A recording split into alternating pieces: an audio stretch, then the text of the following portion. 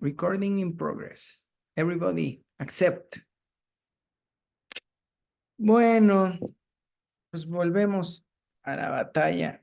No sé si han visto los que no han venido. Bueno, Jessica y Andrea. No sé si han visto que están en YouTube los videos en el canal del instituto para que vean las sesiones anteriores. Y necesito que bajen Telegram para que hagamos el grupo de Telegram y entonces puedan ver el seminario pasado, porque pues sí está ahí. Pero si los agrego ahorita no se les baja, ¿verdad? Las conversaciones pasadas. Bueno, pues será cosa de que vayamos viendo. Pero bueno, pues vamos a empezar. Lo primero es que de verdad han sido días extremadamente difíciles para mí, porque tenía años que no me sentía tan pésimo, profesor, ¿no? Siento que estoy en un nivel superior de ignorancia en esto de lo indoeuropeo. Es brutal porque no sé si decir que hay mucha información o que al mismo tiempo te hago esa cosa, Octavio. Coanfitrión, sí, ¿Sí? Por sí, sí. favor. ¿Cómo? Ahí estamos. Octavio, convertir en coanfitrión. Ya. Para que me hagas el favor, ¿no, Octavio? Con los Dale. que están llegando. Este, no sé si decir que hay muchísima información o que las situaciones, creo que Azucena no logra entrar.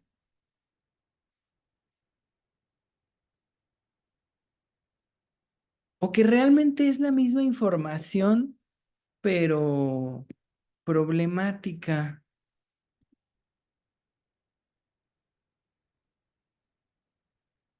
Ay, ya necesitamos el grupo de Telegram porque ahorita soy el único que está.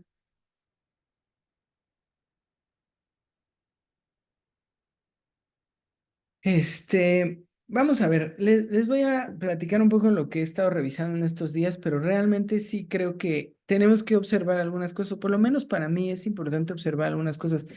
Creo que hay una barrera eh, científica, una barrera disciplinaria que hace difícil la aproximación a lo indoeuropeo, porque justo pareciera que el trabajo o el eje es la lingüística y como que no hay otra, ¿no? O sea, como que si no es por ahí, no es. Y el problema es que no basta la lingüística en términos de aprender traducción y algunas palabras. Se necesita entender algo más grande.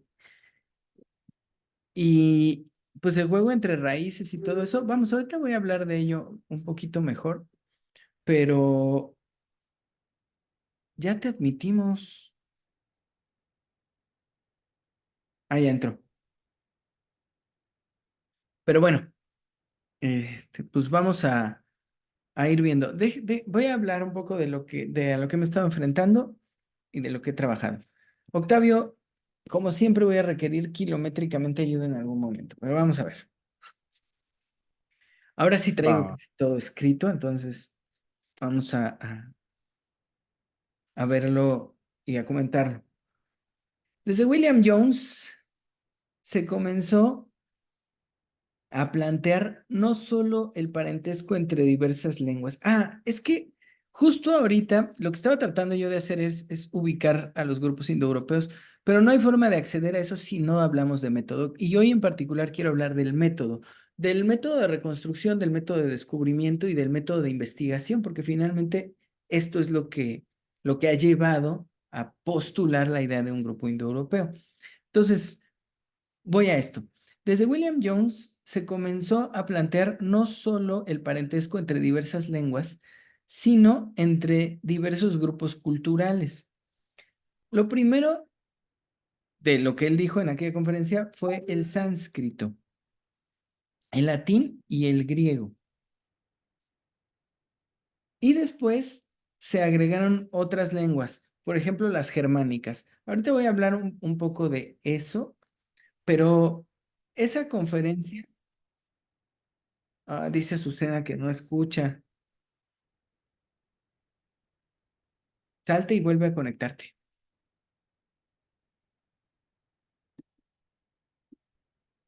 Ah, Octavio, ¿la puedes aceptar tú? Ahí está. Ya la entendí. A ver si ya. Entonces, lo primero, si se acuerdan de lo que estuvimos comentando con William Jones, fue en esa conferencia que habla del parentesco entre el sánscrito, el latín y el griego. Y luego ya se va abriendo la puerta para que se vayan agregando algunas otras lenguas. Pero lo que importa es el parentesco. Y es muy interesante porque habla del parentesco lingüístico y eventualmente eso abre la puerta para hablar del parentesco entre pueblos, digamos, parentesco cultural. De ahí se van a desprender un montón de cosas. Vamos a trabajar un poquito con esos. Ahora, las lenguas permiten ver grupos emparentados, no solo familiaridad lingüística, sino que suponen la existencia de un grupo originario del que derivarían los otros, y esto me parece que es lo más interesante. O sea, cuando se empieza a descubrir el parecido entre las lenguas y se empiezan a emparentar, lo que se hace no es solamente hablar de lenguas como hermanas o lenguas parecidas, sino que se empieza a construir como una genealogía de las lenguas, unas más viejas de las que derivan otras, de las que derivan otras, de las que derivan otras. Entonces, no solamente se ve la cuestión de el parentesco lingüístico, sino que se hace como todo un camino, como todo un andar, que además se hace como en reversa de dicho parentesco. Y evidentemente, si a las lenguas se les asignan grupos, entonces tenemos no solamente una relación entre lenguas, sino una relación entre grupos culturales. De verdad, parece obvio, pero no es obvio. Es decir, no necesariamente tendrían que coincidir una lengua y un grupo. El hecho de que coincidan parece más una prueba de algo, digamos una evidencia de algo, que una casualidad o un fenómeno como aislado. Pareciera que esta coincidencia entre grupo y lengua abre la puerta para la reconstrucción de algo. No, no vamos a decir ahorita todavía de qué, pero digamos, como el gran hallazgo que la lengua coincida con un grupo, pero vamos a ver qué tanto se sostiene. Se pueden desarrollar otras hipótesis y no dudo que las haya. Por ejemplo, que exista una lengua natural originaria y todas las lenguas devendrían de ahí. Fíjense, eso me parece que es una hipótesis que yo creo que sí existe, porque no creo que se me haya ocurrido a mí, no se le haya ocurrido a nadie más, pero pensemos que se hubiera pensado distinto, que se hubiera pensado que todos los seres humanos, digamos que genéticamente, hablaran la misma lengua y que las variaciones de esa misma lengua primaria se fueran o fueran dando origen a a las diferentes variantes. Esa sería una forma de pensar que alejaría de la cuestión grupal o de la cuestión racial. Más bien nos pondría de lleno en una investigación diferente. Si el hombre habla naturalmente, a lo mejor habría una lengua genética, digamos. Octavio, yo creo que tú, pues que te dedicas a eso, la lingüística, debes haber visto más de una vez esa tesis. Hay Ajá. pues, lo que le llaman monogénesis o poligénesis de las lenguas. Ujú. Algunos defienden esta idea y otros dicen que no. Ya. El Chomsky no en la lengua directamente, pero tiene una idea así, ¿no? Como que hay cierta intelección natural. Más bien a él le interesa mostrar que la estructura es la misma, Ujú. no tanto el origen, sino la estructura por los procesos cognitivos que subyacen a cada lengua, ¿no? ya. Pero entonces, si se fijan, sería todo otro terreno de investigación. O sea, no sería una investigación que nos llevara a buscar cuál es el grupo originario del que parten otros grupos de los cuales la lengua sería evidencia, sino que se tendría que pensar a los grupos súper aislados o aislados en algún momento, todos deviniendo hablantes de la misma manera, pero variando esas lenguas en su especificidad. Y después, evidentemente, se encontrarían y todo eso. Que no está tan descabellado entonces lo de Chomsky, o sea, sí podríamos traerlo como a colación con lo que acabo de decir. ¿Te acuerdas, Jorge, de que alguna vez vimos el documental de los Pirajás? Sí. Pues de eso va, ¿no? Precisamente de que alguien se va a la selva, documenta a un grupo de hablantes de una lengua del Amazonas y dice, señor Chomsky, usted se equivocó, ¿no? O sea, no es cierto, no es que las características sintácticas de las lenguas humanas sean tal cual, ¿no? El pirajá no demostraría eso que se llama recursividad. Entonces, pues bueno, se surgió un debate así enorme y pues es un debate que sigue zanjado, ¿no? O sea, no hay todavía acuerdo entre si todas las lenguas humanas son recursivas y algunas no, ¿no? Entonces Ujú. sí es interesante lo que estás planteando, porque sí hay ya incluso debates sobre lenguas específicas a propósito de esto. Ok. Entonces, bueno, sí, me parece importante traerlo o sacarlo a la luz porque entonces toda la discusión sobre un grupo migratorio solo se puede tener si entendemos que estaríamos tomando partido por una hipótesis y descartando, incluso sin saberlo, otras. Es decir, estaríamos dando por sentado que, que la lengua es, digamos, una ocurrencia, digamos, que no estamos especificando acá, pero es una ocurrencia en un grupo que después se puede mover, migrar y entonces variar. Entonces esa lengua sería una lengua expansiva, migratoria y que tiene las características de la lengua, ¿no? Que es la que varía con el paso del tiempo y que incluso en algunos grupos se extingue o desaparece totalmente, ¿no? Entonces, vamos entendiendo que lo primero que tenemos es una hipótesis que es pesada porque parece más bien un descubrimiento que me explota a mí la cabeza porque cuando llegamos allí, ahorita van a ver, o sea, digamos a este punto originario, tendríamos que hacernos la misma pregunta. ¿Quién creó a Dios? ¿No? O sea, si Dios creó lo que creó, a lo que creó, lo que creó, ¿quién creó a Dios? ¿No? Y entonces sería ridículo pensar como es eterno, ¿no? La lengua fue eterna y estaba allí. O el indoeuropeo está allí desde el principio. Entonces, ¿de dónde llegaron? Vamos a caminar un poquito para ver lo que se ha trabajado más o menos en ese sentido. Entonces, bueno, hablando de esto de la lengua originaria, termino yo con lo que decía. Hipótesis que no está loca, si se piensa en la Torre de Babel, ¿no? Que como, no como mito, no como cuento, sino como evidencia.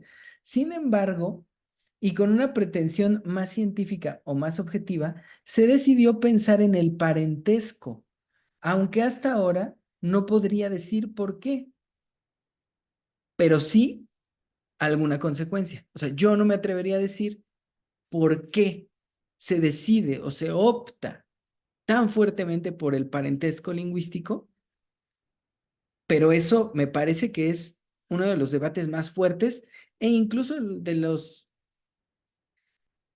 resultados científicos de investigación más potentes en el mundo, porque cada vez hay más gente que conoce lo indoeuropeo y que lo da por sentado, ¿no? Por existente. Me acuerdo mucho cuando estudiábamos este curso de lenguas germánicas y el profesor decía, lo indoeuropeo existe, ¿no? El indoeuropeo existe, se ha descubierto vamos, por este desbaratar las lenguas hasta llegar a ese punto. Y si uno entiende lo indoeuropeo y encuentra sus huellas ahorita, pues uno prácticamente puede hablar cualquier lengua o entender cualquier lengua, porque básicamente todas son indoeuropeo pues, digamos, erosionado, ¿no? O adaptado al medio ambiente. Pero esto es una decisión, me parece que es una decisión. Y ahora, pues, me parece que creo que podemos hablar de alguna consecuencia de optar por la familiaridad. Voy a regresar tantito a esto para que podamos pasar a lo siguiente.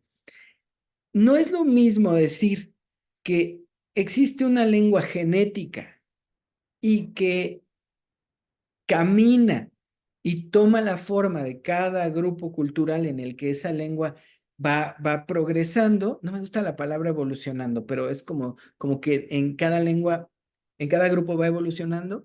Esa es una forma de pensar. Y la otra forma es esta de que más bien esa lengua es migratoria y entonces los grupos diferentes que se fueron asentando en diversos lugares son parientes de ese grupo primario y todos estarían vinculados con ese grupo, o sea, serían descendientes de ese grupo, lo que nos permitiría ver grupos más cercanos, grupos más lejanos, pero al final sería una gran familia derivada de un punto primario. Entonces, se optó por pensar de esta manera con respecto a lo indoeuropeo y entonces esto tiene una serie de consecuencias. Vamos a tratar de revisar algunas. Entonces, las lenguas que se distinguen o que fueron las familias señaladas son estas. Saqué un grupo de lenguas. Ahorita las voy a mencionar, pero me parece que de lo que yo voy a decir necesito trabajar un par de cosas que me está costando mucho trabajo. Primero, la región donde se hablaban y segundo, la época en la que se hablaron. Porque por lo que veo hay lenguas más recientes y lenguas más viejas, pero el hecho de que haya lenguas más recientes no necesariamente las pone como lenguas secundarias. Incluso se llega a pensar que podrían ser lenguas que podrían estar anteriores, digamos, en lo indoeuropeo a otras, ¿no? Entonces voy a plantear estas. Yo creo que pude sacar 11 familias primarias. Entonces, no de todas tengo los datos, entonces voy a ir planteando así algunos y espero en las siguientes semanas ya poder establecer un mapeo de esto, ¿no? La primera es el germánico, hablado antes del 500 antes de Cristo en Dinamarca, Escandinavia Meridional y Alemania Septentrional, ¿no? La segunda, el célico, extendido por todas las islas británicas, la Galia, parte de la península ibérica, la Italia septentrional y amplias regiones de Alemania occidental y meridional, de donde eran originarios los celtas. Tercero, las lenguas itálicas, en las que pueden individualizarse grupos claramente diferenciados, tales como el latino falisco, ¿se dice así, Octavio? Sí, ¿Sí? Sobre el bajo curso del Tíber y sobre los montes albanos. El Véneto entre Adigio e Istria, el osco-umbro, lengua de los pueblos umbrosabélicos, extendidos por la Italia central, apenínico-adriática, y reliquias dispersas de lenguajes hablados entre el Lacio meridional y Sicilia, que son los ausonios y los sículos. Me llama mucho la atención porque cuando fui viendo esto, me di cuenta que están perfectamente bordeadas todas esas lenguas por cadenas montañosas o por ríos muy caudalosos. O sea, hay delimitaciones eh, regionales relativas al medio, ¿no? Al entorno, que pueden mantener aislado a un grupo por mucho tiempo y que pueden hacer que su universo de expansión sea solo ese. Entonces, aquí vamos encontrando regionalidad y parentesco lingüístico, ¿no? Otra, la cuarta, el ilírico, que se habló en el norte de Grecia, todo el territorio de la antigua Yugoslavia y parte de Austria, aunque existen restos toponímicos ilíricos que se encuentran en Alemania Oriental y en Polonia, hasta la desembocadura del Oder, que permiten conjeturar un probable origen septentrional de los ilirios. El tracio, hablado antiguamente en las actuales Bulgaria y Rumania, Hungría Oriental y extendido más allá de los Cárpatos hasta las fuentes del Dniester. Una variedad del tracio la constituye el frigio, pueblo que invadió Asia Menor. Por otro lado, la lengua de los cimerios que habitaban la Ucrania meridional puede ponerse en relación con el tracio.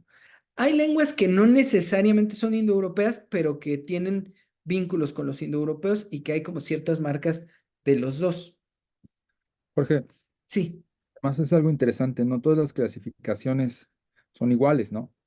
Ujú. Ahora que estás leyendo, tengo una en la mano donde dice que del ilirio y el frigio, perdón, el tracio y el frigio son familias distintas. Y en la clasificación que tú tienes dices que una hay dependencia, ¿no? Sí, sí, sí, sí, sí. Justo Sí, hasta claro, hay. es la que Ujú. encontré. Pero sí, también me di cuenta, incluso en los debates que hay más adelante, van a separar en algunos casos las lenguas y en otros van a juntar otras. Así es, Voy así a ir es. avanzando en eso, pero digamos que ahorita es lo que yo tengo y creo que lo que quiero sacar es un detalle más curioso. Anticipo un poco, spoiler. Creo que esto lo están tratando de asociar no a la región, sino a la raza. Pero ahora voy a avanzar un poco con eso. Voy con el 7, el Báltico, en el que pueden distinguirse la lengua de los letones, los lituanos y la de los antiguos prusianos situados en la Prusia Oriental, actualmente extinguida. La toponimia permite afirmar que previamente a la gran expansión eslava de los siglos X a XV, las lenguas bálticas se extendieron por Bielorrusia, en la región de Moscú y sobre el alto curso del Volga.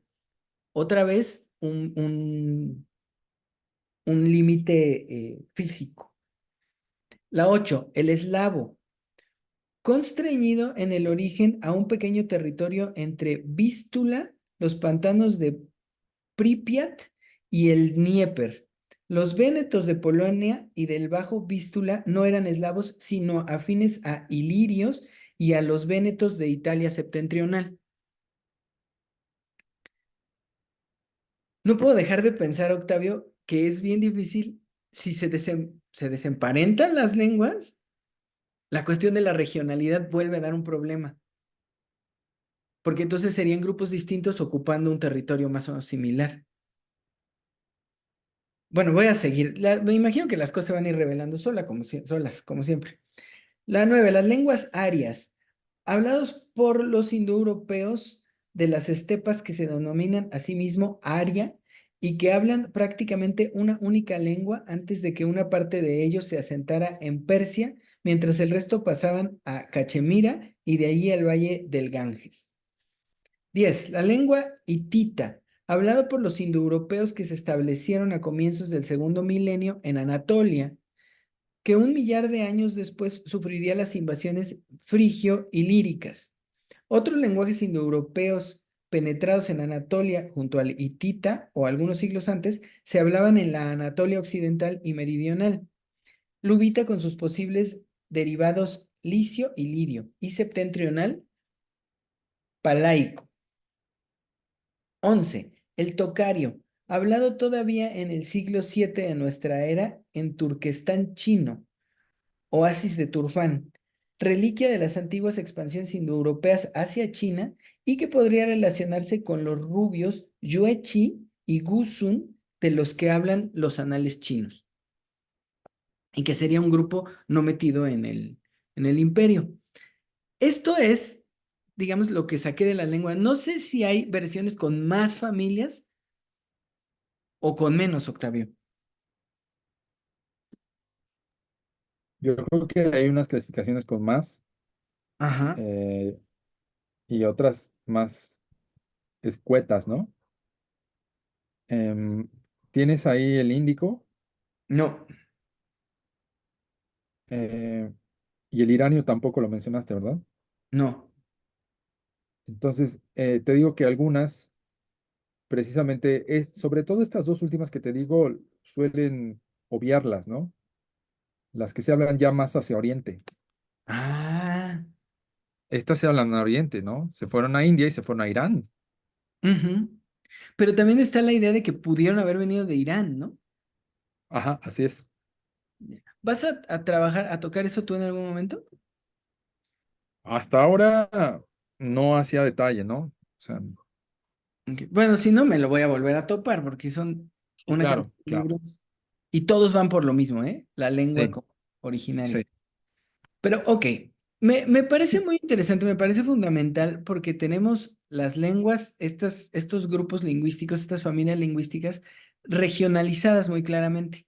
Estuve buscando mapas, pero nomás no encontré, porque es curioso que los mapas, hay más comúnmente mapas que plantean las migraciones, los movimientos migratorios, que asentamientos. Y de pronto es complicado. Yo creo que tengo que hacerme más y más y más a la lectura, ¿no? Pero me parece fundamental encontrar los asentamientos, ubicar dónde estaban, ubicar los periodos en los que se habló y los periodos que duraron los asentamientos, ¿no? Qué tanto tiempo se habló tal lengua en tal región. No sé si para hablar de parentesco, de familiaridad o de migraciones, pero sí por lo menos para tener algunas características de los grupos que podrían ser importantes más allá de la lengua, ¿no? Pero vamos a ver, es que miren, hasta ahorita lo que me resulta a mí problemático es este matrimonio tan fuerte, tan sólido entre la idea de grupo y lengua. Porque entonces la idea de migración de grupo es la idea de migración de lengua y como que una evidencia a la otra. Entonces, o creemos en eso o no tenemos argumentos. Es así de simple. Pero me parece que para creer en eso hay que seguir líneas argumentativas. Lo que pasa es que cuando uno ya se trata de meter a los argumentos, uno empieza a toparse debates impresionantes porque no es que varíen 10 grados las coordenadas, es que hay unos que dicen que no, o que históricamente han dicho que no, y que incluso se sigue trabajando súper fuerte, ¿no? Porque hay incluso más tesis de origen de las que yo pensaba, que yo tenía esta idea de estos dos lugares, ¿no? Los grupos agricultores o estos otros grupos como más bélicos, ¿no? Y se plantean otra serie de ideas que vamos a ir viendo más adelante. Entonces voy a seguir. Hay otras lenguas posteriores. El árbol de parentesco es enorme y de hecho he encontrado varias propuestas más o menos amplias. El hecho es que la hipótesis del parentesco se mantiene como un hecho, que las lenguas están emparentadas. Pero junto con ella surge una hipótesis que he notado obsesiva a mi modo de ver. Una necesidad más fuerte por saber el origen, de dónde viene el indoeuropeo y básicamente quién lo habló primero. Es una insistencia, o sea, ya que se dice todos estos son y están emparentados, lo inmediato después es quién lo habló primero, quién es el originario, ¿no? Ya la vez pasada llamé la atención sobre el hecho de que también se conoce como indogermano, y esto es más importante de lo que parece. No es lo mismo decir indoeuropeo que indogermano. La primera noción marca o delimita un territorio. La segunda, un grupo cultural dominante.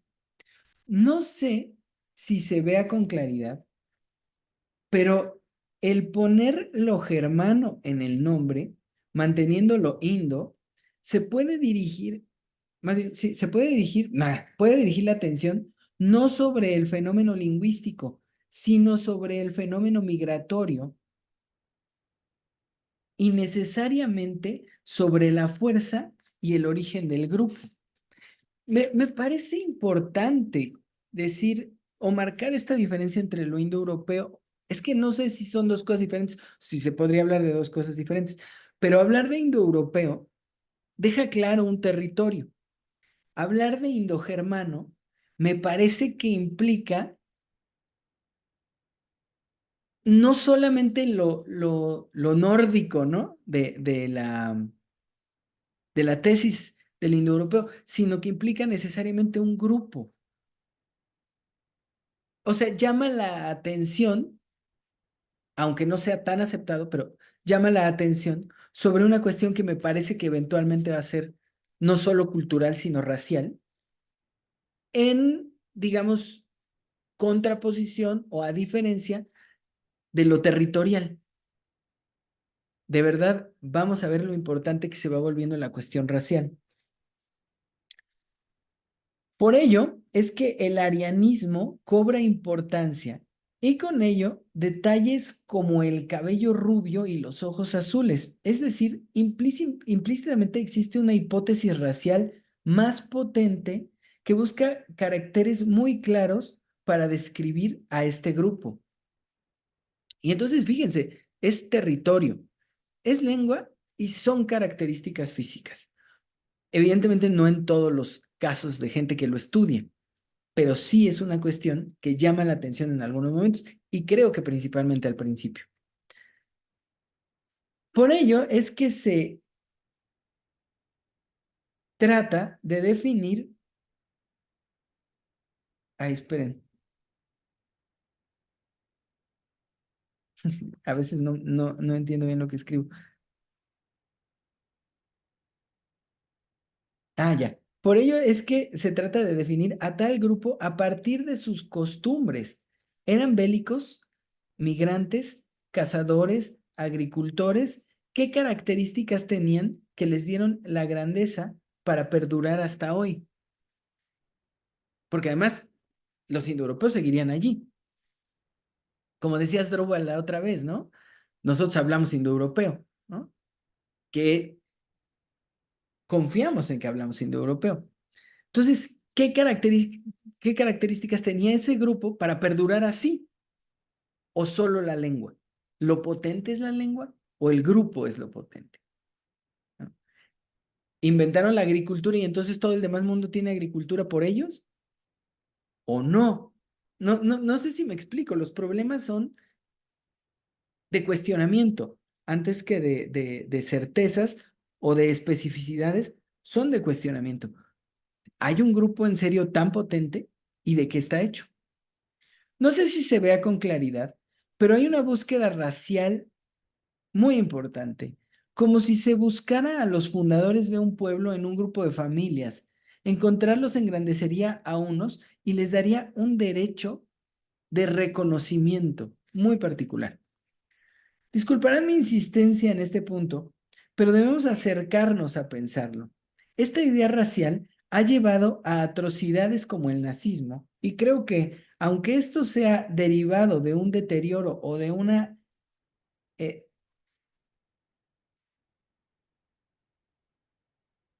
de un extremismo ideológico, no puede desecharse porque revela también una traducción de la búsqueda obsesiva del origen. Me voy a poner un poco psicólogo en este momento. Una ideología contiene siempre una médula, una columna vertebral, eje y soporte de ella. Podríamos pensar que es de gente inteligente descifrar esta médula, descubrir este núcleo, pero no necesariamente. Es la gente simple, los menos privilegiados intelectualmente, la que escucha el mensaje en su simpleza y lo reproduce, justo porque no lo interpreta, no lo reflexiona, no lo cuestiona en sentido alguno, lo toma como totalidad y lo encarna. Y más que hacerlo suyo, se hace el mensaje mismo y lo desnuda, aunque claro, en la descalificación destructiva de los otros, los cultos, los, los pensantes, los que no soportan la desnudez ni la simpleza. Quiero dar un par de ejemplos antes. Alguna vez Octavio nos daba una clase en una escuela y nos explicaba un asunto muy curioso con el vistes, dijiste, fuiste, ¿no? Que en la medida en la que más gente lo diga, se va a volver la norma. Y lo oculto, lo que lo niega, lo que se opone, va a perder ante eso. ¿No? No, creo que cada vez es más difícil que alguien diga fortísimo. Todos decimos fuertísimo. Y entre comillas, pues la forma correcta sería fortísimo, ¿no? Y el fortísimo se va a perder, estamos de acuerdo, ¿no, Octavio?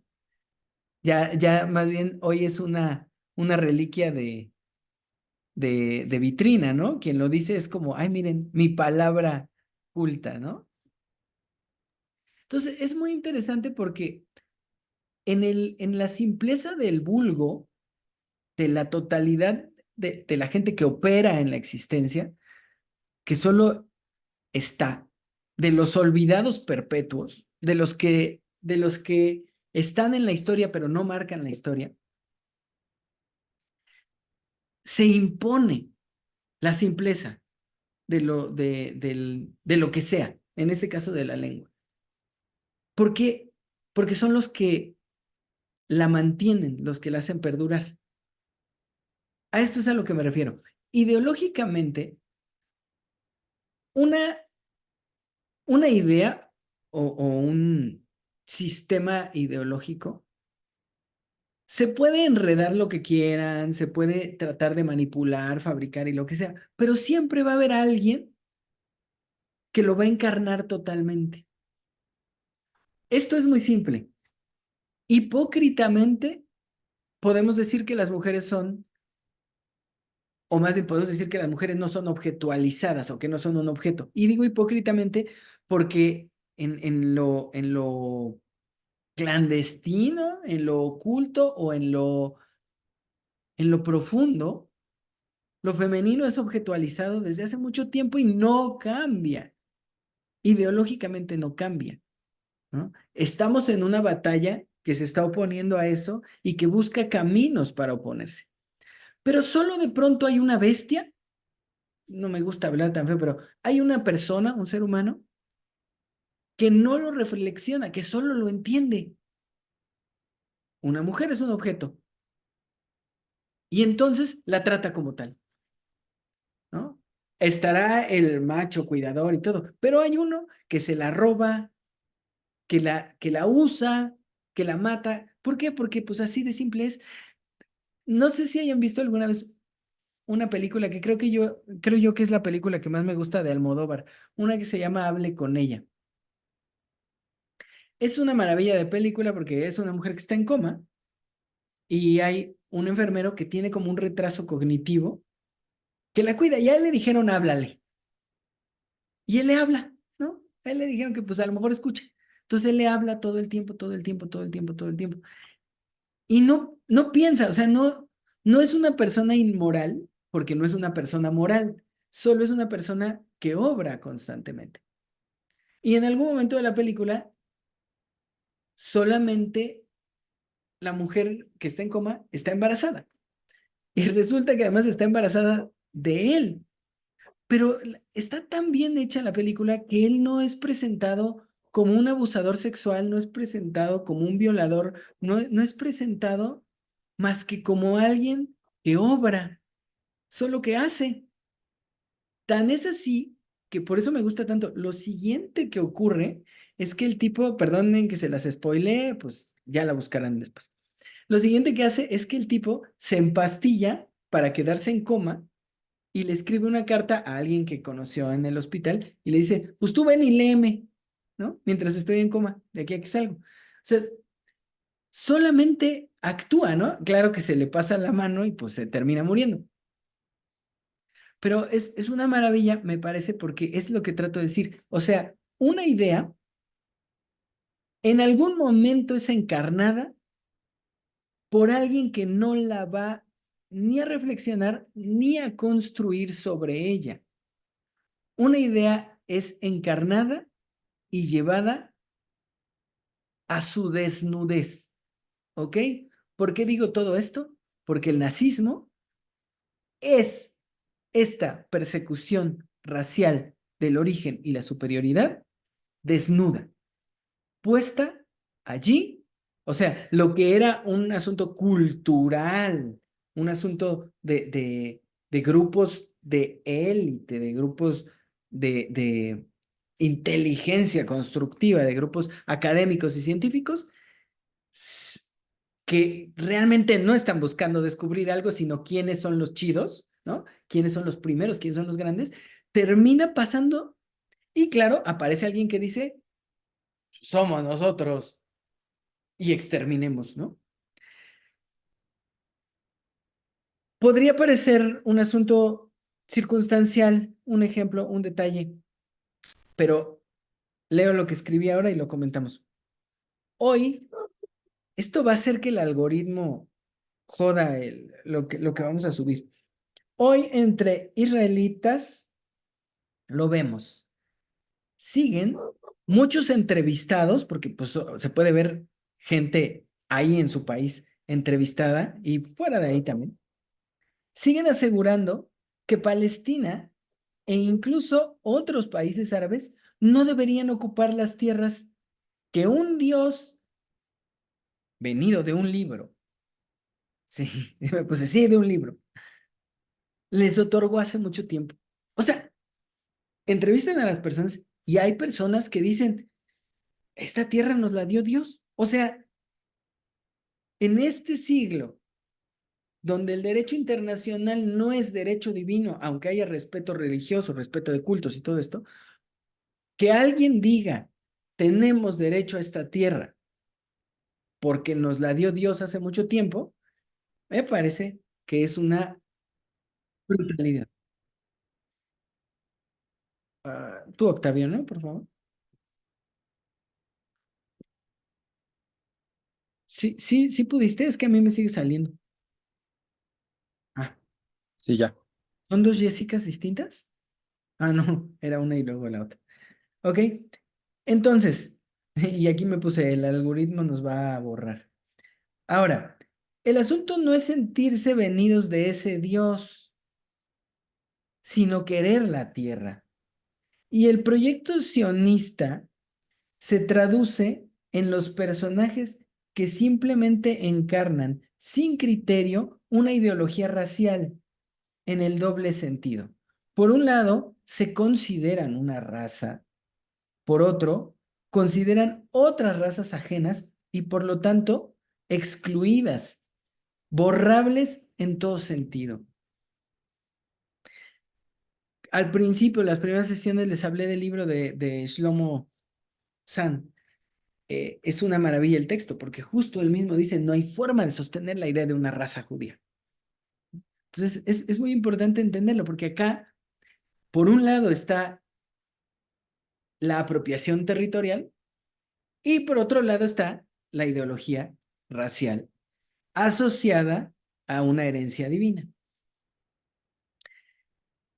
El nazismo no deja de desprenderse de la idea del origen de los pueblos indoeuropeos, y es por ello que hay que retornar a observarlo cuanto sea necesario y regresar a nuestra búsqueda una y otra vez, porque sí es importante ver dónde aparentemente se desvió la ideología. A mí me parece que es más bien dónde se desnudó la ideología. Hay que ver qué es lo desnudo en la ideología y hay que volver a las investigaciones para entender los proyectos, incluso si no son presentados como proyectos, pero sí sí ideológicamente mostrados como tales. Entonces, sigo. ¿Alguien quiere comentar algo? Vamos bien. Vale. Indogermano, pues, proyecta una raza. Indoeuropeo, un territorio. En ambos casos se necesita probar el parentesco y el origen común. Quizá por eso, y más que describir grupo por grupo, se ha buscado descubrir el origen y derivar de allí todo lo demás. Ahora, no se trata de descalificar la búsqueda de dicho origen y ya, sino de observar la seriedad con la que se ha trabajado y principalmente la metodología con la que se ha dispuesto la intelección de esta tesis. Bien, vayamos con el método. En primer lugar, hay que considerar el descubrimiento como tal, de dónde viene y sus alcances. Como ya se dijo varias veces, William Jones en aquella conferencia habla de la similitud entre tres lenguas y la riqueza de una en comparación con las otras, latín, griego y sánscrito. Y de ahí hasta, creo que con Bob, se comienza a establecer la comparación lingüística formal y comienzan los estudios comparativos. Esto permite amarrar el parentesco entre lenguas y hacer las divisiones necesarias para completar familias concretas. Es decir, el trabajo se vuelve ver qué familias están emparentadas y luego ver cómo se aproximan o se distancian unas de otras. Me puse aquí que si te podía pedir, Octavio, tu árbol de las lenguas, como para que lo compartieras eh, tantito, nada más para tenerlo allí, ¿no? ¿Cualquier árbol o el que... O pues el que No, más te guste. ahora pues. Y solo es porque quiero mostrar eh, este detalle importante. Ah, perdón, pero es para ahorita, Jorge, para abrirlo. O para... Si lo tienes así a la mano, si no, Sí, sí, dame un segundo. me parece fascinante que aquí en la Roma la basura pase a las 9 de la noche. Y ha pasado más tarde.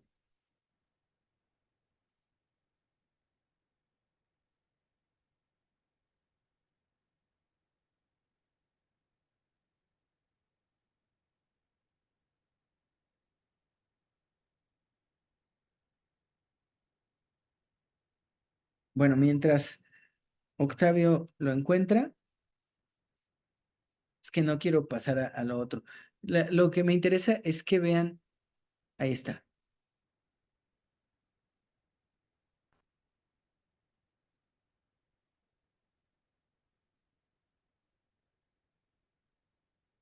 ¿Cómo tiene diapositivas el Octavio? Ah, yo admito.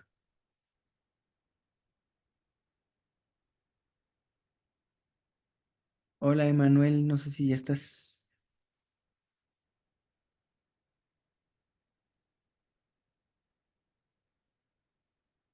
Ya A acepté. ver, uno. A lo mejor. Ese es el de la Jimbutas, ¿verdad? ¿Este? Sí, creo que sí. O sea, aquí está en la base el indoeuropeo y aquí están como las ramas, ¿no? Ujú. Me interesa que lo veamos porque justo, si pueden ver, o sea, está, digamos que una lengua primaria que implica un grupo cultural primario, pero no sé si sí, así ya. Ok. ¿Quieres que es- veamos este mejor? Perdón. Este que está como que se ve más. Ok, sí, está bien. Cualquiera está bien, pero miren, vean cómo está el proto-indoeuropeo y luego empiezan a hacer como algunos grupos familiares, ¿no? Está, por ejemplo, el Anatolio, a lo que sería la izquierda de todos, y ahí están las lenguas que derivan de él. Luego está el balto eslávico germano y las lenguas que derivan de él. Pero vean cómo de cada una todavía alcanzamos a desprender otras lenguas, ¿no? Que ya terminan siendo como primas de algunas, pero ya están distanciadas o por el tiempo o por variaciones específicas. Y si vemos, por ejemplo, la distancia visualmente, ¿no? En este esquema entre el Báltico y ¿qué es el de hasta la derecha? Indoiranio. Vean que pues son prácticamente dos familias distintas, pero venidas de un solo lugar. Es decir, no estamos hablando de una esfera de lenguas como específicas derivadas del protoindoeuropeo, sino derivadas de las derivadas de las derivadas que, aunque comparten un origen común, se clasifican por especificidades muy claras. Esto es un trabajo que se hace muy rigurosamente. Y sí, hay diferentes, pues Octavio tiene acá un montón de esquemas, ¿no? Un montón de árboles. Y es bien interesante porque más allá de quién tenga la razón, lo que tenemos es una ideología que emparenta grupos lingüísticos, pero que además los hace derivar de uno primordial y luego hace que ese primordial perdure más en unas familias que en otras. O sea, vean cómo hay, por ejemplo, el anatolio se pierde, ¿no? Pero el grecoarmenio indoiranio dura muchísimo, ¿no? O el itálico, ¿no? Que vendría derivado del, ¿qué es el Estoy claro. celto-italo-tocario? O sea, no sé si puedan ver que eso le da poder a un grupo, lo hace no más heredero, pero sí una figura más fuerte del grupo primario. Creo yo que esto es lo que estamos empezando a encontrarnos en en lo profundo, digamos, en lo que estamos persiguiendo, una fuerza grupal específica. Entonces, me parece importante que lo tengamos presente así, porque esto que vemos, aunque es el resultado de una investigación, a nosotros nos resulta una forma de pensar. No solamente vemos un proyecto de investigación, sino tenemos una ideología implícita que si no pensamos como en cuestionamiento, nos determina lo que podemos saber de lo indoeuropeo. Gracias, Octavio. Ahora, esto no significaría nada si no hubiera una confirmación física. ¿De qué serviría hacer estas familias lingüísticas si estuvieran dispersas de maneras extrañas por el territorio? Una de las primeras pruebas de parentesco es la territorialidad, la dispersión de estos grupos y su proximidad y distancia. Es decir, los que hablan germánico deben estar en una región más o menos conjunta, e igual los que hablan irílico o tracio, o las lenguas emparentadas bajo cada familia. Esta sería la única manera de rastrear un origen lingüístico en reversa, es decir, recomponer el todo a través de la deserosión de las partes. De verdad, considero bien importante tener en cuenta la idea de las familias. ¿Por qué? Porque lo que van a hacer los lingüistas es soportar las familias lingüísticas en hallazgos arqueológicos. O sea, van a tratar de pegar tres cosas. Es que de verdad sí es bien importante. Hay que pegar tres cosas. Hay que pegar territorio, lengua y raza. Y si se pueden pegar las tres, vamos a poner en vez de raza grupo cultural. Pero si se pueden pegar las tres, entonces tendríamos evidencia de la existencia de lo que estamos buscando. Ahora, si se fijan, la propuesta de todos ha sido buscar el origen, es decir, dar por sentado que todo esto es así. Ujú. Que sí hay estos parentescos y que sí hay evidencia. Pero hay evidencia, vamos a ver.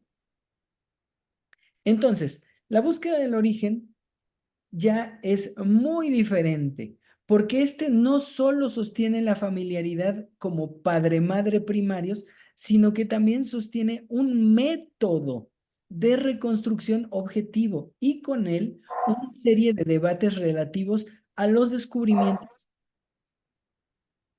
y las formas de llegar a ellos. O sea, en el mismo aceptar la familiaridad, aceptamos un método. Lo llamé hace rato como de deserosión, ¿no? Es un método de reconstrucción a partir de algo. Octavio nos va a ir más adelantito con esto. De esta manera llegamos a lo que nos atañe del método. La lingüística comparativa y al mismo tiempo descriptiva. De lenguas comparadas, me pongo mis notas contigo citado, Octavio. De lenguas comparadas, Octavio nos va a hablar mucho, pero vemos cómo llega esto a nuestras manos ahora. Los indoeuropeístas han decidido buscar el origen por dos caminos. La lengua que describe, pero no data, no fecha. Y la arqueología que data, pero no necesariamente cohesiona. La maravilla de los estudios lingüísticos es que han logrado encontrar en la arqueología sustento para lo que se predice, digamos. O sea, la lingüística va más rápido que los hallazgos arqueológicos. La lingüística supone la probable existencia de un grupo, de un fenómeno, de algo. Y luego la arqueología termina descubriendo evidencias de aquello, de las migraciones, de los contactos, de los orígenes. Pero vamos a ver, porque de verdad lo llevan más lejos, porque es fenomenal lo que voy viendo, es que varios de los que han propuesto investigaciones lingüísticas son también etnólogos o son arqueólogos. La Gimbutas es arqueóloga, ¿no? Entonces, eh, sigo. Los lingüistas, no ofendo, enloquecidos por sus descubrimientos que podríamos llamar arqueolingüísticos, y me puse una nota, Foucault antes había hablado de la arqueología de los discursos, eh, han encontrado fascinantes pruebas de sus hipótesis en hallazgos arqueológicos. Volveremos con ello. Pero primero, ¿qué es lo que están buscando probar? Bien, en primer lugar, la datación, las fechas, los momentos en los que ocurrió lo que busca, es decir, la existencia de grupos que comparten variantes lingüísticas, sus posibles parentescos y sus contactos, migraciones y distancias temporales. Sí es muy importante encontrar estos grupos en el tiempo y las huellas de estos grupos arqueológicamente. Si la arqueología no coincidiera con los hallazgos lingüísticos, entonces los problemas serían muy serios. Así que la lingüística le pregunta constantemente a la arqueología por las pruebas que puede aportar que sostienen sus diferentes hipótesis. Aquí comienza el problema, porque al buscar el origen, se necesita que la lengua hable y resguarde el origen, es decir, que de alguna manera retenga en sí misma dicho origen. Si entonces hoy hablamos de indoeuropeo y perseguimos el indoeuropeo en reversa, ese indoeuropeo tendría que tener resguardado el origen. Y créanme, los lingüistas son fascinantes en ese sentido, porque parece que aseguran que sí. Vamos a ver, hay muchos sentidos, pero hoy creo que vamos a empezar solo a ver el nominativo, ¿no? Las palabras que describen el mundo. Entonces, ¿qué se busca en el origen? Sería hermoso pensar que una ideología, un estilo de vida, y sí se hace, pero no desde el inicio. Sin embargo, se busca un territorio, un lugar, una tierra madre. Y de verdad me gustaría mucho que retengamos esta idea, porque sí creo que lo tengo que aclarar un poco. No es lo mismo buscar en el origen una ideología, una idea original, que una tierra original. Es bien distinto. Es bien distinto, porque lo que están buscando en la lengua es una descripción del entorno. Más adelante lo vamos a ver. Buscan qué regiones, por ejemplo, tienen palabras como oso, lobo, ciertos tipos de árboles, montaña, mar, bla, bla, bla, bla, bla, bla. Y van viendo que hay lenguas indoeuropeas que toman palabras como león o elefante como préstamos de otras regiones y que hay lenguas indoeuropeas que ni siquiera tienen esas palabras, porque precisamente dicen, no había leones, entonces no pueden venir de donde hubiera leones, pero todas conservan al lobo, entonces hay que ver dónde había lobo, ¿no? Todas conservan el haya, ¿no? Un árbol, hay que ver dónde había. O salmón, hay que ver dónde había salmón. Entonces, es muy interesante porque en esta búsqueda se está buscando, o se está tratando de reconstruir un medio ambiente para ver, de allí vienen. Entonces, vean cómo hay una, digamos, una importancia, un señalamiento fundamental relativo a un territorio y no a una ideología. Que creo que lo que Dumézil hace después es eso, ¿no? Tratar de reconstruir una ideología indoeuropea en sus mitos, en sus tradiciones, en sus instituciones. Pero estamos al principio. Se está buscando un lugar original del que provengan. Ahora, de verdad, créanme, si lo que buscáramos es una ideología indoeuropea, el lugar sería lo de menos. Porque entonces veríamos no de dónde vienen o qué tenían alrededor, sino cómo se constituyen donde quiera que se paren. Al indoeuropeo no le pertenecería un clima, le pertenecería una forma de estar en el mundo. El indoeuropeo no necesitaría ser relativizado a una montaña, a cierto clima, por ejemplo, frío, sino que se vería lo que hace donde se para. No es poca cosa, porque nosotros en América, por ejemplo, podemos decir que hay, eh, ¿cómo se llama? Mesoamérica por estilos, ¿no? Por el calendario, por la escritura, por los numerales, por el juego de pelota incluso, ¿no? Nosotros encontramos mesoamericanos abarcando una región específica donde hay un estilo ideológico de hacerle frente al mundo. Y lo podemos acotar si quieren a los mayas o a los mexicas, ¿no? Y eso ha permitido de alguna manera incluso datar, no migraciones, pero sí existencia de ciertos grupos, ¿no? Entre los olmecas y los mexicas hay una distancia muy grande. E incluso pensar en los mexicas como un grupo migrante que no es originalmente eh, mesoamericano, ¿no? Sino que está más emparentado con los grupos del norte de América, ¿no? Sí, voy bien, Octavio, con esto. Sí, es así, ¿no? Y estos después llegarían y terminarían adoptando las características de estos grupos.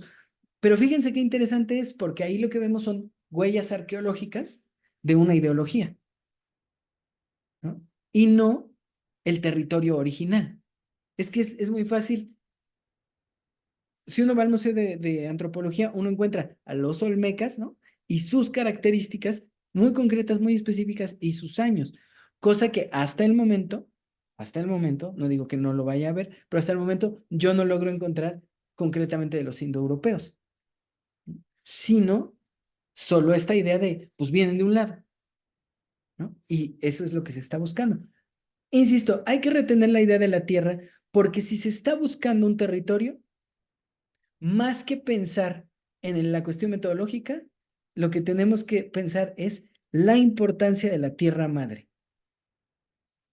Es llevar agua a mi molino finalmente, que es mi gran tesis de los 4 elementos. La madre, la tierra, sería importante.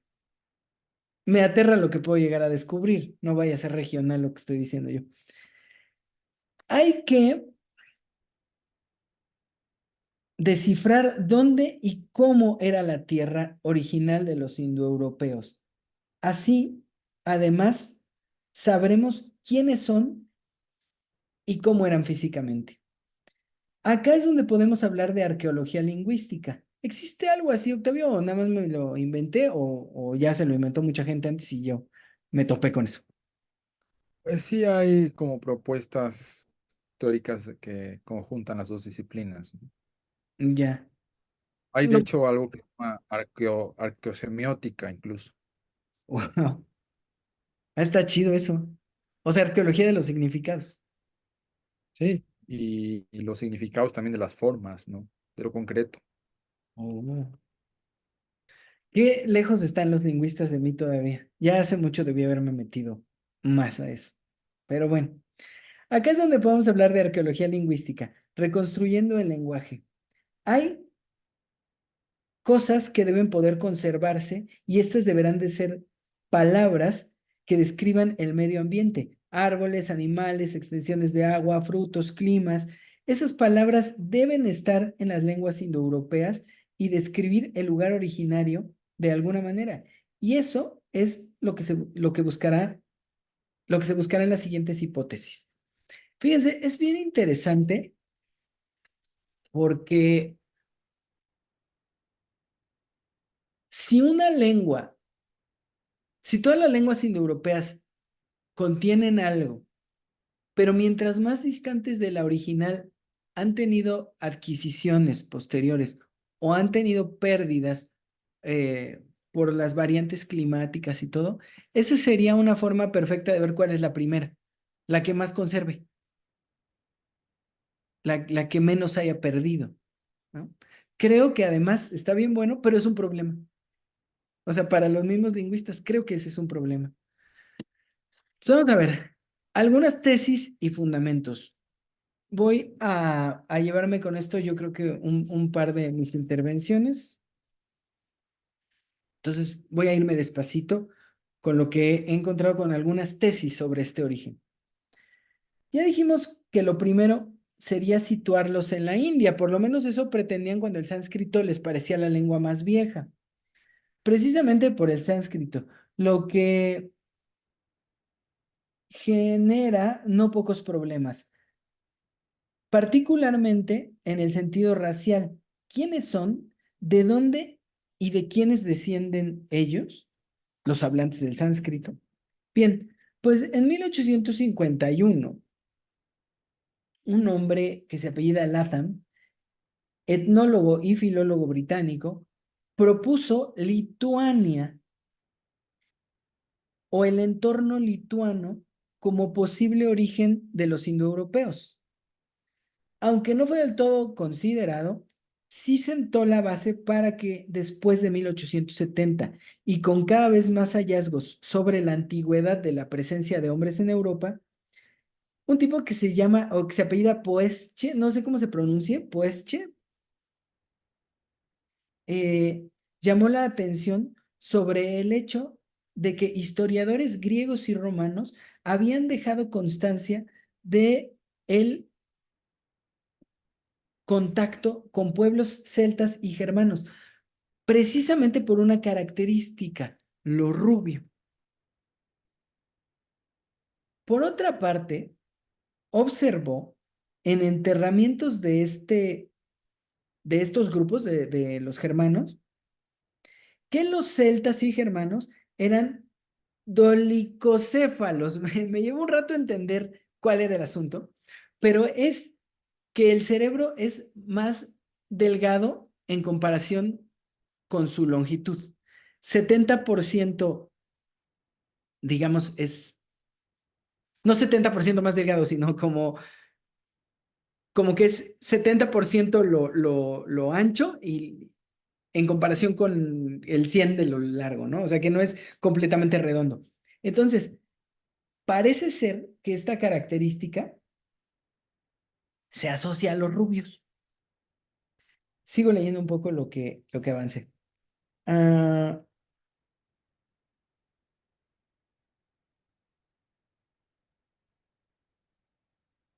ay, ya. Por otra parte, observó en enterramientos de estos grupos que los celtas y germanos eran dolicocéfalos, es decir, que tienen el cráneo mucho más delgado en comparación con la longitud, 70% menor, que por lo que entiendo es característica no del cabello rubio, pero sí con el cabello rubio. Así que de ahí se fue en busca de esta característica a algún lugar y justo fue hacia el Báltico, justo en el área de Rusia, Lituania, Letonia, Polonia, Alemania y Dinamarca. la región germana, digamos, por excelencia. Al mismo tiempo, la idea del sánscrito como lengua más antigua estaba en detrimento y la idea que el lituano era una lengua más antigua sostenía otra idea, la de un primer origen que habría sufrido pocos cambios y mezclas. Se está empezando a perseguir cuál fue la lengua indoeuropea que se habló primero, ¿no? Entonces parece ser que se empieza a atribuir al lituano esta idea. Entonces, lo que haría falta es encontrarse la lengua y las características. Entonces, lo que está buscando este hombre. Como podemos ver, es la raza una búsqueda en este posible origen. No un pueblo ideológico o tradicionalmente cuestionado, sino un pueblo fundado en la idea de la raza. Es decir, un grupo puro racialmente con una lengua pura en cuanto a retener las características originales, sin variaciones, sin deterioro, sin mezclas con otros grupos. Esto es una apuesta muy grande, porque como lo mencioné en sesiones pasadas, aún nos preguntamos qué forma a un pueblo y seguimos sin poder responderlo del todo. Aunque dije hace rato que retuviéramos la idea de la tierra mencionada anteriormente. Es decir, en esta búsqueda, si decimos que ya sabemos qué es lo que forma un pueblo, no podemos pensar. Ahora, ideológicamente pensar que a un pueblo lo forma la raza nos vuelve a dar exactamente el ejemplo de lo que está pasando en Palestina, ¿no?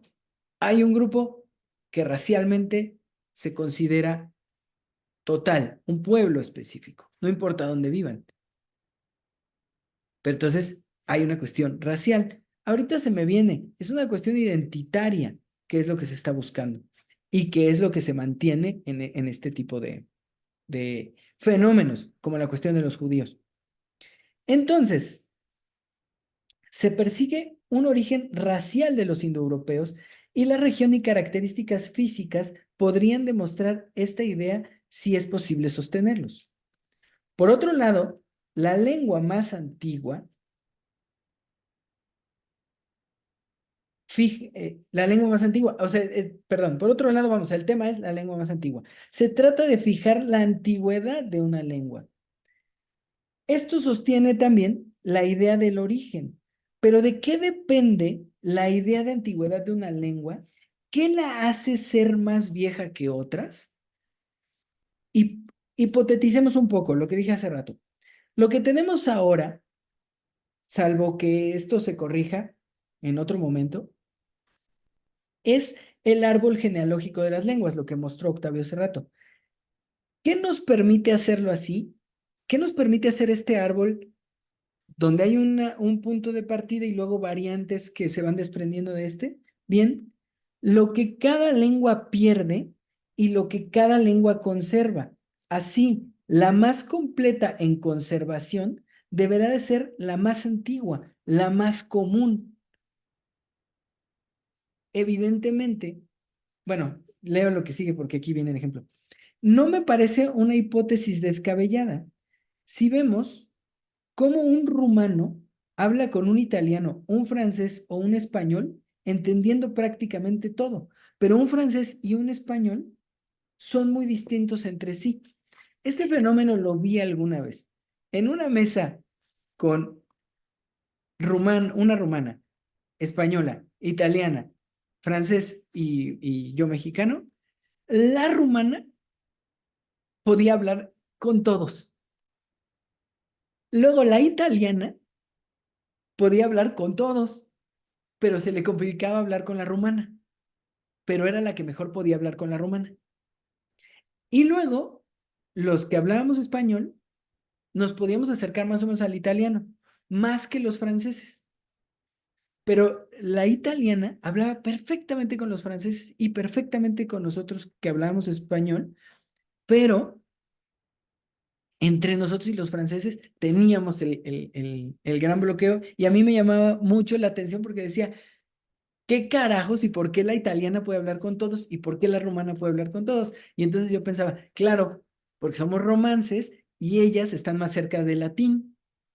O sea, el italiano ha variado menos con respecto al latín que el español o el francés. Y me parece un fenómeno bien interesante porque entonces la lengua que más conserve, o sea, si alguien pudiera hablar indoeuropeo, proto-indoeuropeo, entonces podría entender a un germano, podría entender el sánscrito y podría entender el latín o el griego. Alguien que habla latín tendría problemas hablando germano o con un germano, pero un italiano y un portugués estarían más cerca que un italiano y un sueco. Es por eso que quería que Octavio enseñara el árbol, porque entonces parece que la forma de encontrar el origen es desmenuzar y ver cuál de todas las lenguas es la que conserva más cosas. No dudo que haya otras hipótesis, pero retengamos un poquito esta. En fin, la raza y la lengua están en el origen como fundamento, y en este momento Lituania parece ser un buen candidato. El problema de Puesche se vuelve grande porque al parecer los lituanos no son dolicocéfalos, sino braquicéfalos, es decir, que tienen el cráneo más ancho en comparación con su longitud. Karl Penka, a quien parece atribuírsele la fórmula rubio braquicéfalo de ojos azules, sugiere que, por esta característica, habría que buscar en otro lado el origen racial del indoeuropeo. Así que, nuevamente, la lingüística y la arqueología salen al rescate. Partiendo de la grandeza de un pueblo que no podía provenir de una zona pantanosa como el Báltico, supone un pueblo sedentario, agrícola y autónomo, así que movió el centro a Escandinavia, Dinamarca, Noruega, Suecia. Quizá por eso se le atribuye también a él pasar del germano al nórdico. Entonces, vamos hasta acá. La primera tesis que va a perseguir una característica racial se derrumba porque se pierde la característica racial donde se supone que está la lengua más vieja. ¿Qué problema quiero mostrar acá? Que tenemos por un lado la lengua, por otro lado el grupo cultural ubicado ahorita racialmente y por otro lado el territorio. Y les va a costar un montón emparentar esas tres cosas, juntarlas. Por eso es que van a seguir saliendo hipótesis que voy a estar trabajando en las siguientes sesiones con respecto a estas cuestiones. ¿Por qué? Porque tenemos un problema. Ahí les va. Lo que creo que está pasando es que hay un forzamiento ideológico que pretende encontrar el origen en juntar estas tres cosas. Pero ahora vean qué cosas son. La familiaridad entre los miembros, la lengua y el territorio. Estoy impresionado porque si terminamos encontrando que hay importancia institucional, importancia eh, religiosa, si hay trascendencia religiosa, entonces, así, rápido, sin más, en la pura investigación, volvemos a encontrar la búsqueda de estos cuatro elementos que he venido mencionando en los últimos 10 años. Y me parece brutal. Pero por el momento voy hasta acá. Estoy explicando el debate tal como se fue dando en algún momento. Y hasta acá he llegado. Para mí es un monstruo titánico leer esto cada día que me siento a leerlo. Es una payasada extrema. Me complica demasiado y por eso me alegra tanto estar dando el seminario con Octavio porque él ya tiene varios años con esto a cuestas. Comentarios hasta acá, por favor. Y pongan sus cámaras, no sean groseros. Doc, Has. estoy viendo que el lituano Ajá. deriva del sánscrito. O sea, no puede ser más viejo. No, pero en ese momento se consideraba el sánscrito algo más moderno y empezó el debate sobre si la especificidad o la claridad de una lengua se podía asociar a su antigüedad o no. O sea, esto es un debate de 1870. Ajá. O sea, pues ya pasó un ratotote desde entonces, ¿no? Pues sí, ya pasó un ratotote desde entonces. Pero sí hay que tener paciencia porque vamos a avanzar mucho más. He visto, o sea, yo le he avanzado en la lectura un buen pedazo más, pero sí es una locura. Y hay un fenómeno que vamos a ver más adelante, la cuestión histórica, pero vamos despacio. ¿Está bien? Tengo otra pregunta para ti. Pregunta, hijas. No ¿Tu sé si maestría no es en antropología lingüística? mi maestría sí, pero es bien barata. No, pero es que como preguntaste si existía la antropología No, lingüística. la arqueología. Ah, arqueología. Ok, ok. Muy bien. ¿Quién más? Pregunten, por favor, o comenten.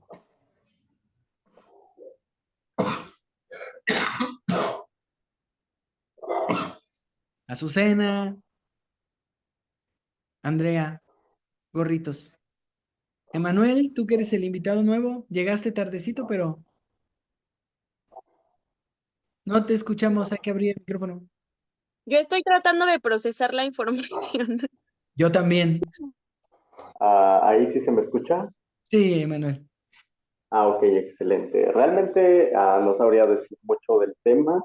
Apenas el primer acercamiento que llegué a tener con una sola palabra del sánscrito fue el samadhi, que Ajá. trata algo así como de poder percibir la realidad de una manera un poco más en sus términos fuera del lenguaje, o sea, en sus propios términos como sensorialmente en lugar de lingüísticamente. Entonces eso también me pareció bastante interesante y el hecho de buscar precisamente cuál fue la primera lengua, no sé si solamente indoeuropea o de la historia de la humanidad, porque a partir de donde inicia, a partir de que tenemos laringe y podemos vocalizar, o a partir de que empezamos a hacer señas, o a partir de cuando nos empezamos a comunicar. Entonces, todo ese desglose, pues, me parece bastante interesante. Vamos a perseguirlo. Hay una cosa que alguna vez estaba comentando con alguien. Si hay quien tiene la idea de que hay un lenguaje común, ¿no, Octavio? O sea, antes del indoeuropeo, un lenguaje común. Y bueno, se han propuesto clasificaciones como muy arcaicas como la familia nostrática. Ajá. Sería el origen de las lenguas indoeuropeas, afroasiáticas, ¿no? Y pues la parte de las semitas, o sea, todavía un grupo anterior a los indoeuropeos. Ya, pero sí está más pesado pensar que ese grupo habría perdurado, ¿no? Es que Sí, tampoco está tan loco si pensamos que llevamos mucho tiempo buscando el origen de la humanidad, el origen del homínido que somos en un solo lugar. Pero es que además ubicarlo en otros lugares implicaría que que es posible sostener la idea de ciertas razas. Y parece que genéticamente no estamos tan separados como para decir que hay razas realmente, ¿no? Lo vamos a ir planteando. Y con respecto a lo que decías, Emanuel, la cuestión de la realidad contenida en las lenguas, es decir, de lo que proyectan en cuanto a la realidad que viven, lo vamos a ver más adelante. Sí, ok, Porque suena bien, suena interesante. creo yo que es algo que me interesa mucho a mí, ver la cuestión ideológica, pero más adelante. Perfecto. Me Gracias, parece muy bien, está muy bueno el debate. gracias. Por favor, Azucena, Corritos, Azucena, pon tu cámara. Estoy viendo. Ya, perdón. Ay, no te vayamos a ver cenar. Disculpen. ¿Algo que decir?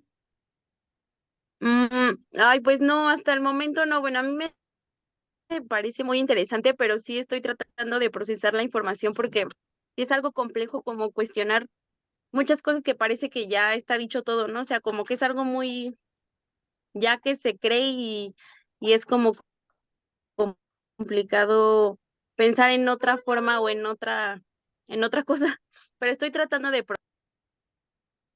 Bueno, mi tarea siempre es tratar de buscar el problema, no la solución. Así Y soy. justo no es como que la respuesta es la pregunta, ¿no? También me Justo, parece interesante el hecho de, pues, cómo designar realmente lo que es un pueblo, y es su tierra, su identidad, su raza, su gente, su cultura, su religión.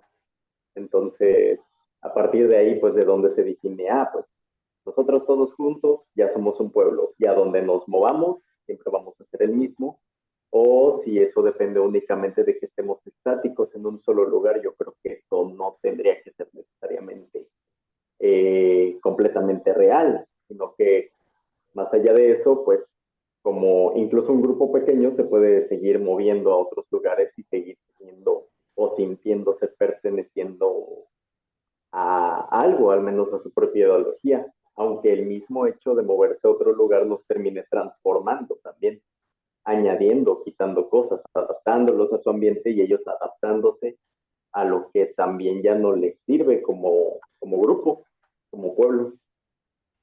mire, Manuel, no voy a llegar tan lejos en este seminario, ni creo que Octavio, Sí, porque es un debate complicado, pero al principio comenté, hay un libro de un hombre que se llama Etienne Balibar sobre, ok, lo voy a buscar y lo voy a mandar.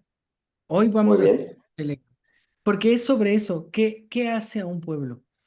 Y el libro que comenté, el de Shlomo San, que es sobre la invención del pueblo judío, tiene un buen debate sobre qué es un pueblo y qué lo funda. Porque además, mi apuesta de los últimos años ha sido que hay pueblos artificiales y que los pueblos artificiales son necesariamente pueblos esclavistas. Pero órale, vamos a irlo viendo. Voy a pasar con gorritos. ¿Sí habías terminado, ¿verdad, excelente. Susana? Sí, ya, Andy gracias. Padilla, gorritos. Aquí Manda está. algo, por favor. Bueno, yo soy nueva como en el tema, realmente no, Yo también. pero no sé por qué me surgió una duda, ¿por qué se comienza a hacer como esta estratificación de justamente de las razas, ¿no? Que, bueno, no sé, yo pienso, ¿por qué no se podría hablar de una?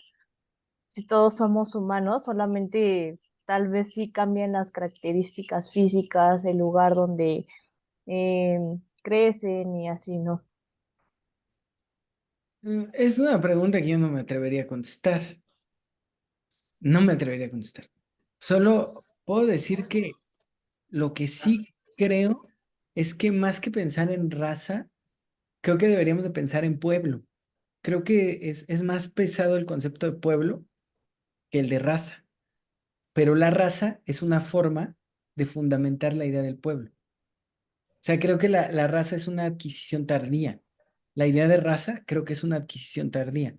Creo que más bien habría que plantearse antes la cuestión identitaria. Ahora, creo que Octavio no me dejará mentir. Según yo, toda lengua tiene una palabra para los propios y una palabra para los que no son propios, para los extraños. Creo que eso es universal, no creo que haya una lengua que diga somos todos humanos, ¿no? Todos distinguirán a los del grupo y a los ajenos al grupo. Y eso me parece crucial en la cuestión de la construcción identitaria, porque creo que hacemos eso propiamente como humanos, tener, Sino distinguir como entre ellos y nosotros. ajá, tener el nosotros y el los otros, los ellos. Eh, no sé, incluso no sé si haya, por ejemplo, gramáticas donde pudiera decirse que no existen los ellos, ¿no? El otro, el tercero. No lo sé. Ahí sí el que se la sabe bien, porque finalmente ha revisado un montón de gramáticas, es Octavio. Pero Creo que dejemos, no, creo que no. Bueno, hasta donde yo sé y lo que he leído, sobre todo de tipología, no es que haya revisado así miles de gramáticas, siempre las terceras personas gramaticales están presentes en las lenguas. O sea, existen cosas como los pronombres duales, que es una cosa muy loca, ¿no? Ujú, Como un tú y yo, pero sin él o ella, ¿no? ujú.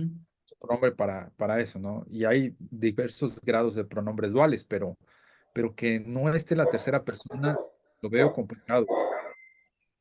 Sí, yo creo que ya nos habría llamado la atención en algún momento si alguien dijera, no existe la tercera persona en esa lengua, creo que ya habríamos hablado de eso cualquier cantidad de veces y ya nos hubiéramos puesto a investigar lo que fuera, ¿no? Sí, es que estoy casi seguro que el otro, como el él, los ellos, porque además es una maravilla, porque el él puede ser incluyente del grupo, yo, tú, él, pero el ellos necesariamente es excluyente, ¿no? Como, no sé si decir que necesariamente es excluyente, pero, pero quisiera No tengo una respuesta para eso. pues no te Dime si pregunté, te puedo otra cosa. perdón, sí, diablo. Eh, pero Iris. los otros me parece una parte fundamental en en la humanidad, ¿no? En lo propio de los humanos. Entonces, no sé, Andrea, si te respondo con eso, lo que me parece es que antes de pensar en la invención de las razas, creo que habríamos de ver la naturaleza o lo propio de poner al extraño y y al propio, ¿no? Al nosotros, al nuestro. Marta y Sofi, no apaguen la cámara que les toca a ustedes. ¿Terminé de contestarte, gorritos? Marta, Sí, Aurora y... muchas gracias. Estamos tratando de callar a las perras. Ah, no pasa nada, no se va a Pues callar. yo estoy como, como la bestia que decías al principio, que apenas está intentando razonar esta parte. Es interesante encontrar el origen y el porqué. Ujú. Y ya que lo tienes, ¿qué haces con eso? ¿Construyes qué? Marta, ¿O para qué?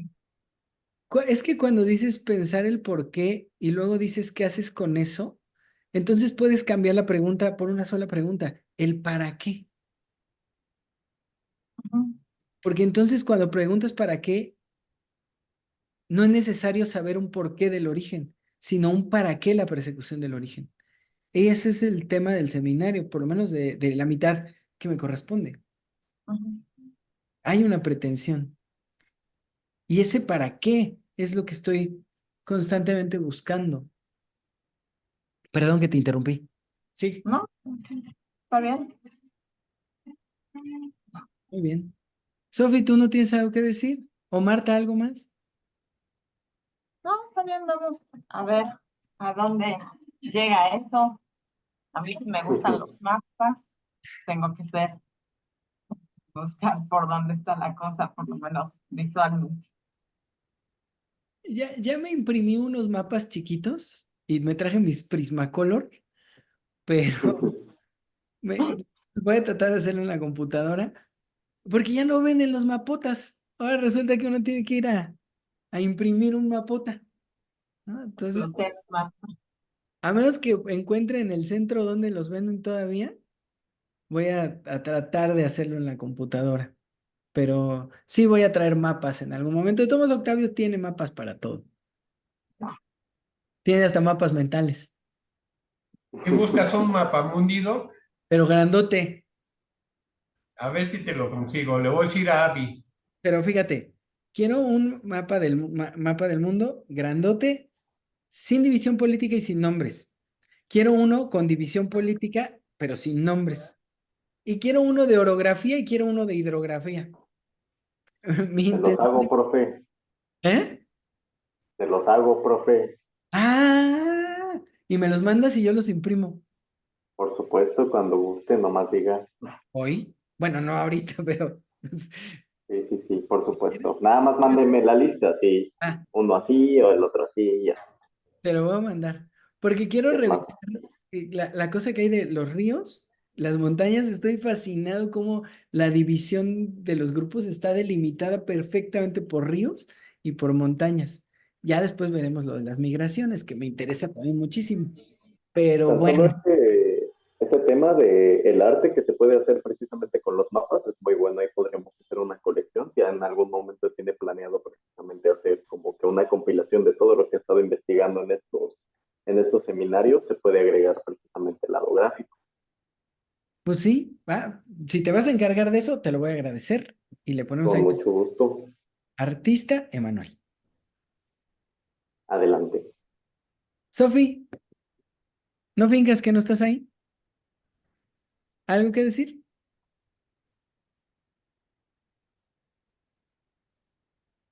Pues honestamente no. Acércate al centro del micrófono. Ah, decía que pues honestamente no, porque es que todavía lo estoy procesando. No te preocupes, no fuerza. Solo pregunté si había algo que decir. Bueno, lo que sí creo es que creo que es muy importante. Sí, más bien, en lugar de como separar a los humanos en razas, creo que sí es mejor separarlos en pueblos, porque creo que al fin y al cabo es como todo el objetivo de la creación, bueno, sí es que fue así del indoeuropeo, porque la ventaja no recaería exactamente en como un tipo de personas, sino el conjunto de, para, supongo que realzar ciertas cosas como institucionales de ellos, darle superioridad ante el resto. Y en casos, por ejemplo, como, no sé, en general toda América, que pues somos el producto de esta mezcla y de, con toda el intento de destrucción de nuestras culturas originales, creo que está más presente en nosotros y que somos capaces de reflexionarlo más que en sí como personas que sin el contexto de nosotros. Y ya, es lo que decir. Los europeos son viejos en ese sentido. Lo que dice Sofía me parece bien interesante, pero una cosa, no sé si han notado que hay Unión Europea. O sea que la cosa más rara, volvemos al árbol que mostró Octavio. O sea, ahí solo se van separando los grupos. Ahora resulta que se están juntando, ¿no? Así es. Evidentemente, ya hay una lengua común, Internet, y una expresión común, el meme. Que esa madre es universal, pero entonces es un fenómeno bien extraño, porque habríamos expandido y luego estaríamos en la ruta para cohesionar. Por eso me llama la atención, ¿no? Si habrá un pueblote o si resulta que los indoeuropeos se separaron para juntarse, ¿no? No voy a responder a esto, solo son cosas que a mí se me ocurren. Y ahora, antes de darle la palabra a Octavio, que me gustaría que Octavio haga un comentario profundo, eh, quiero plantear una cosa que me salió en estos días. ¿No se han dado cuenta que Europa es chiquitito? Es una payasada pensar en un pueblo que se expandió muchísimo cuando el territorio es microscópico. ¿Mm? Sus grandes expansiones serían lo que abarcan de Rusia y lo que llegan a abarcar de la India, lo poquito que tocan de China, pero la realidad es que el cuerpo de lo europeo es muy chiquito, ¿no? Justo en estos días decía, se me hace que el Hernán Cortés avanzó más que los indoeuropeos. No sé, tengo que hacer algunos números, pero eso me llama mucho la atención. O sea, que de fondo uno cree como que, ¡ah, qué pueblote que abarcó tanto! Pero la región europea es muy chiquita, realmente es chiquita, ¿no? Creo que casi toda Europa cabría en Estados Unidos o en Brasil, que son enormes, ¿no? Entonces, bueno, son cosas que se me van apareciendo y que vamos a ir pensando. Octavio, por favor. Gracias, Jorge. Pues ya ves que estábamos platicando estos días del el monstruo que es el trabajar con el indoeuropeo, ¿no? Que, o sea, yo, igual que tú lo has comentado, no encuentro a veces la puerta, ¿no? Intento entrar y no es la puerta y busco otra y lo mismo, ¿no? O sea, que creo que es un trabajo que hay que estar como pensando para dónde se deja pensar, ¿no? Es la primera cosa. Y eh, el último punto, que es en realidad el punto crucial de toda tu intervención de hoy, ¿no? Estos tres ejes, la lengua, el grupo cultural y el territorio, ¿no? Que sí es un problema ideológico de la concepción unificada de lo que sería lo indoeuropeo. Hay una cosa que Dumézil dice a propósito, ¿no? Dice, bueno, claro, seguimos la cuestión lingüística, pero hay un momento en donde la lingüística ya no nos va a regir, pero jamás cuestiona la filiación genética de las lenguas, ¿no? O sea, él da por sentado de que el indoeuropeo es un grupo que consta de tantas lenguas y tantos grupos.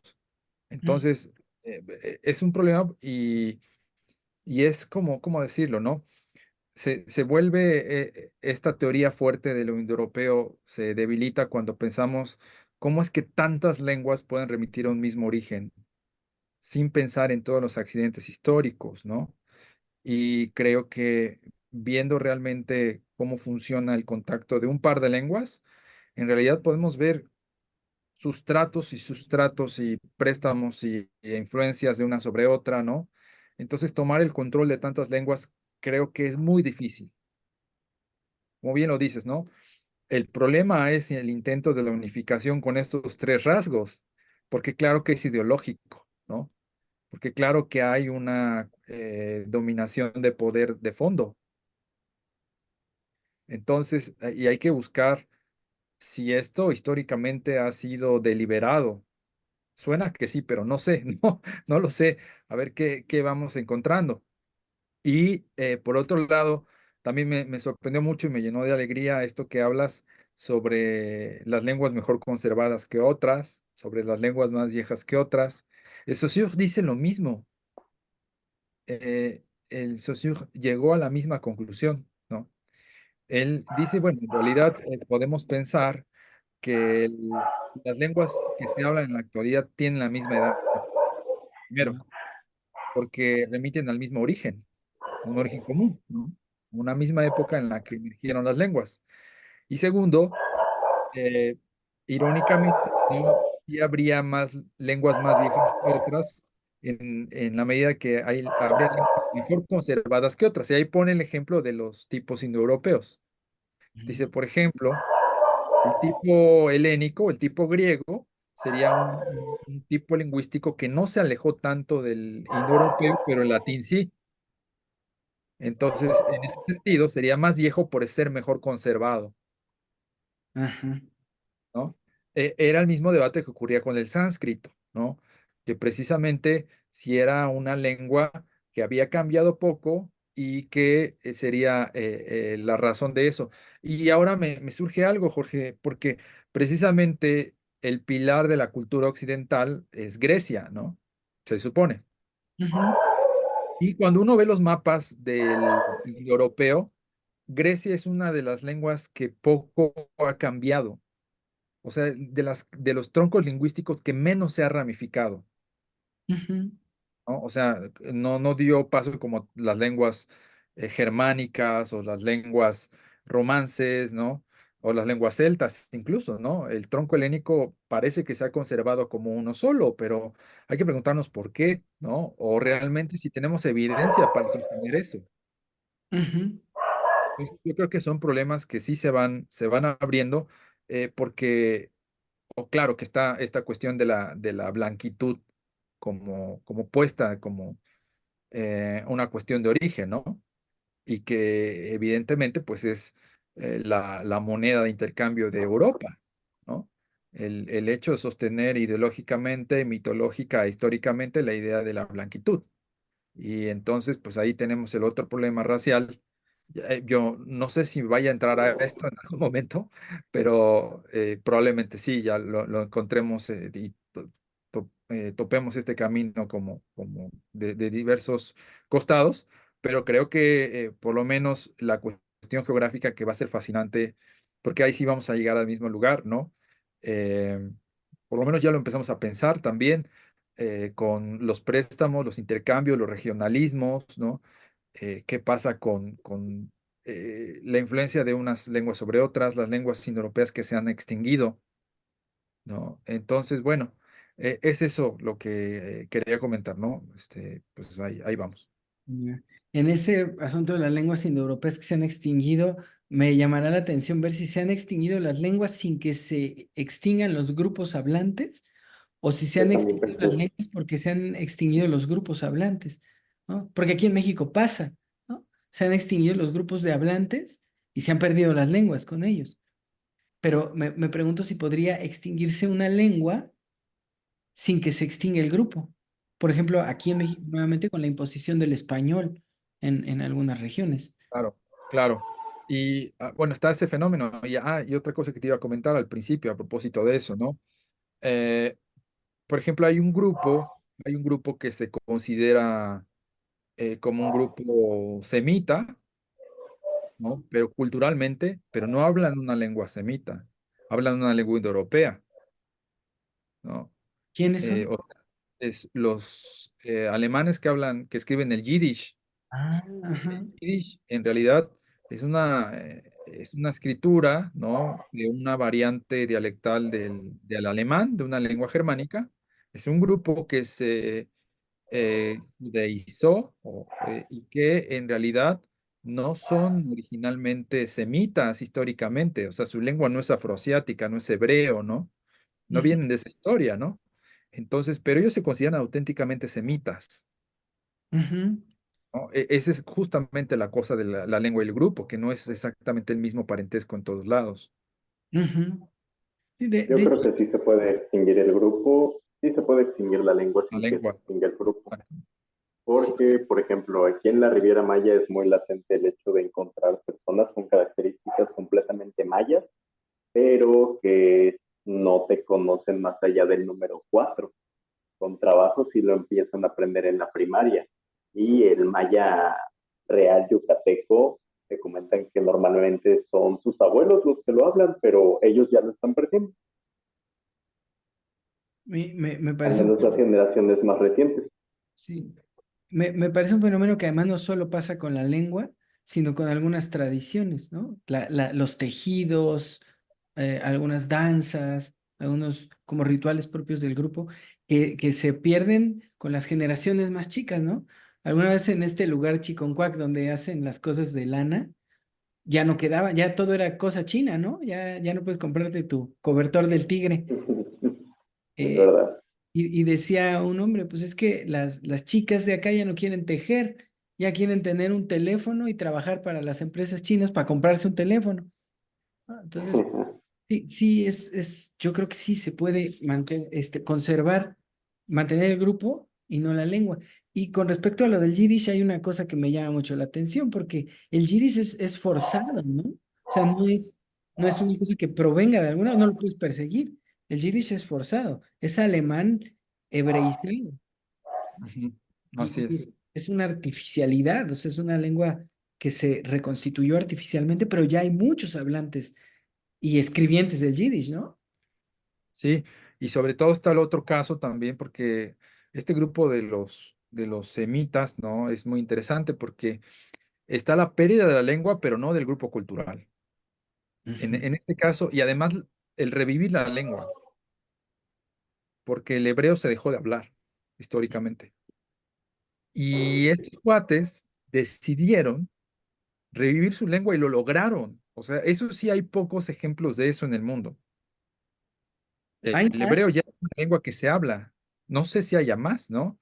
Hay intentos de lenguas indígenas, de revitalización, lo que se llaman, pero los idiomas en realidad, es más social el asunto que académico para que una lengua pueda revivirse o pueda revitalizarse, ¿no?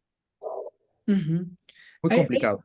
El libro de La invención del pueblo judío de verdad es brutal en ese sentido. ¿Por qué? Porque justo el revivir el hebreo como lengua da, tiene un proyecto, da herramientas para concretar un proyecto de reconstitución de un pueblo o de constitución ideológica de un pueblo.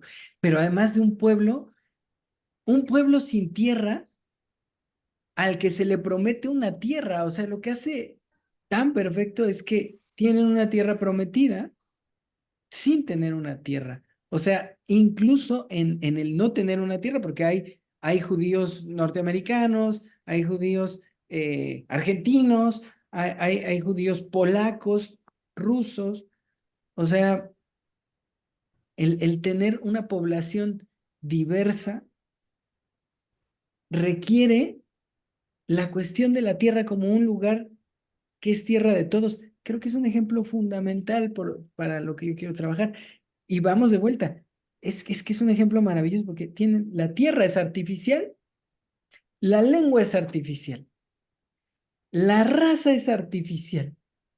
Es, es fascinante, es fascinante. Los tres elementos son artificiales. Falta uno que no ha aparecido hoy, pero es impresionante. No vamos a hablar de ellos ahora, pero creo que sí es una cuestión a considerar constantemente. Bien, no sé si alguien quiere decir algo más.